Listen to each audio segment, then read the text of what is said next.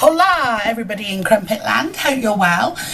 Today I'm going to talk you through some polishes that I have bought recently. All of my purchases now except the one I just bought today, which was Great Lakes Lacquer, which I've been putting off and I just couldn't resist in the end. All the other purchases have now arrived, all apart from my new Uber Chic plates and my Uber mat, which I'm presuming will land on Monday. So I thought I'd show you what else has been arriving. So first of all, I've got my Messy Mansion order. So you know how sometimes you go to the food shop for like one item, or you're only going to pick up the basket because you only need like a few things and you come out with a massive trolley full? Yeah, similar thing happened. I went to Messy Mansion because I was in love with this plate. Look, the little puddy cats. We're very much a puddy cat family here, and that was probably the cutest pussycat stamp I've ever seen. So I had to get that plate. Didn't want to just buy one plate though, so I kept looking and looking and looking, and eventually I got a couple more. So the pussycat plate is MM50, and then this lovely one is MM39. Okay, so I got that one as well. And I also picked up Emily de Molly. She does stamping plates as well, and this is EDM 15. Now, not all of them I think won't fit on my finger, but I did think that was quite an interesting buffet plate, so I got that one. I also got from the Messy Mansion shop, they stock Liliana plates. As you can see, I've used one, and this is Liliana 11. I liked the variety on this one, and this is the image that I tried to use this week. I actually had real difficulties picking that up, and usually Liliana plates are great, and I don't know whether it's just because it's so finely etched. I rarely have problems picking up stamping images, so it's either that my plonker has just been overused and is starting to give up the ghost, or because that one has got really fine lines. The ones that I tend to struggle with are the ones with fine lines, so it could be either of those reasons. And then I also got Liliana 06, which I think I'd resisted for a while, and I thought, well, as I'm getting some, I might as well get some more. So I particularly like the images on that one. I've got several Messy Mansion plates, several Lilianas. I really like them. And it's really interesting how the stamping plates that I use has changed over the years. So, you know, 4 years ago when the blog started, it really was just Conad. Then it was Conad and Bundle Monster, and then there was Cheeky, and really that's where everything was. And I think things started to change big style, when Moyo London came on the scene, and then quite a lot of indies started to get into it as well. And now the range is fantastic. So if I'm reaching for a stamping plate these days, it'll usually be a Moyo, or an Uber Chic, or a Messy Mansion. I also quite like Vivid Lacquer plates as well. I've got a few of those.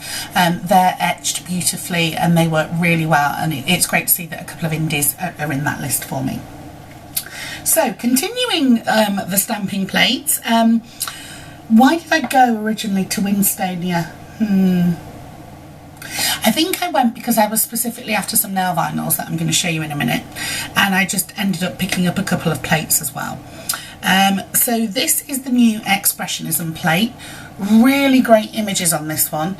Actually, what's interesting is if you look at these two images here, and I'm hoping you can see them, they are examples of the sort of images I've struggled to pick up in the past, because they tend to be quite thinly etched, so it'll be interesting to see how that plate works out. And then this one is the Carnival, and again I thought that one was quite interesting.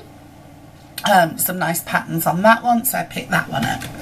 I also picked up, I didn't need it, but I've been seeing this plonker and it just looks so cute. It's like really dumpy and lovely, so I got that one.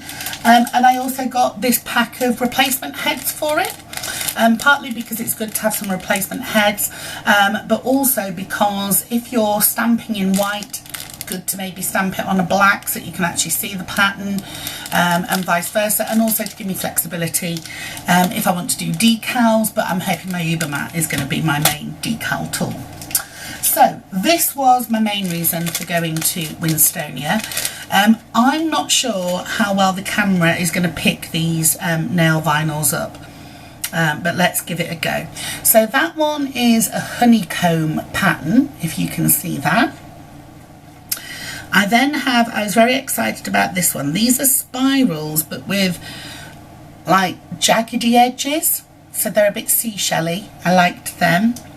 I've got 2 of them. This was the reason I went to the shop, because I wanted some of these spiral stamps. Jackie at Adventures in Acetone is brilliant at using these. Everything she does with them just looks gorgeous. I've done a couple of manis where I've freehanded the spiral, and it looks okay, but not as thin and consistent. So I bought myself 3 of those. Right, this one is Pussycat. Again, not sure how well you can see that on the camera, but pussycat heads. And then the final one was again a spiral, but this one is a square spiral, which I thought was interesting, so I got those to try as well. So that was my little haul from Winstonia, which sadly got bumped with some customs charges. Just for any indie makers or distributors out there, the rules change on UK postage all the time, but generally if you can try and keep the value of your package to $20 or less, or fake it on the label, that means we won't pay custom charges when it comes in. Right, next thing then to show you is some polishes from Polish Me Silly. So this is a brand that launched a few years ago. It used to be called Candy Lacquer, had to change their name, and if I'm honest, I haven't bought from them in 2 years now. When they first launched, they literally opened the shop with about 70 polishes, all of which were glitter bombs, or various mixes of glitter. I bought obviously quite a lot, and I was really disappointed, and for me, and this could be totally unfair and not the truth, but to me they seemed very much like polishes that were just thrown together, where somebody had thought, let's make an indie polish, and just shoved it all in a jam jar, shook it up, and boom, expected a miracle to happen. I got a lot of bleeding with the polishes that I had, and they just weren't fabulous quality for me. So I've avoided them for a couple of years, and I can't remember how I ended up going on their site, but I did, and I found things that I liked. So the stuff they've got in there now looks completely different. As we know, everything is a learning process, so maybe those first polishes weren't the best that they could be, and now they've learned, which is great. And I got a mixture of, there's a couple of hollowy type ones, and then 5, I think, flakies. So let's show you what I got. So just look at the colour of this one. This is called Aloha Baby, and that is just utterly intense, so I'm loving that one. And then also Just Beat It, which has got little bits of micro glitter in as well, loving that one. And then because we're on Let's Find All the Teal polishes at the moment, this is Teal Me the Truth, which is stunning. So I am now rapidly approaching the point where I'm going to have to do a teal hollow comparison post, because I've just gone stupid on buying teal hollows, but I'm sure that won't disappoint you. So let's move on to flakies then. So having been doing this now for 4 years, I find it really interesting how the flaky has come back around. In my first year of blogging, the flaky became quite big. So there was the famous Cult Nails polish was the original one, Clairvoyant, and then it became called Seduction, which was just an amazing flaky bomb, and then the particular ingredient that made it so magical got discontinued. I'm going to show you here, this is CBL's Davros, but there were loads of polishes like this on the shelves. I remember Colour Club doing several, I remember Nubar doing one, and I owned quite a few. Then Picture Polish did a series of 3, which I still own. The Brazilians did loads of them, and at one point I did probably have about 20 or 30 flaky toppers like this.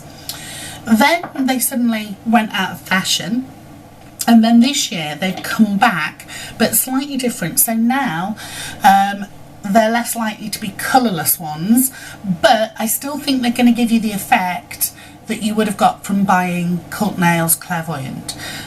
So we have here Party Hearty, which is a gorgeous mainly purple one, but it's got some green and gold edges to it. Not sure how much the camera is going to show you on that one, but that is quite pretty. Then Funhouse, which looks similar but chunkier. Okay, so again, that one is quite beautiful. And again, in the same kind of colour zone, Tropical Heat, but I see much more goldy greeniness in this. The pink is more dialed down, but in the bottle, that's just looking sensational. Then also Sparks, where the purple is quite dialed up. So that one's nice. Then a different kind of purple. This is Moonlight Tango. So this is a purpley blue flaky with goldy bits and all sorts. And then very different for me, but I do think I'll use it. This is Flaky Fun. So this is a teal purpley one. Quite nice actually, and I really am looking forward to using these. I've also bought a couple of these from ILNP, Indigo Bananas, Polish Alcoholic. So I've got quite a few now in my little box to play with, and it's just finding a moment to play with them. So I'm hoping that being on holiday this week, that'll give me the opportunity. So there we go then, that's my little haul for now. I hope you've enjoyed having a look at that, and eventually it'll make it to the blog. Bye for now.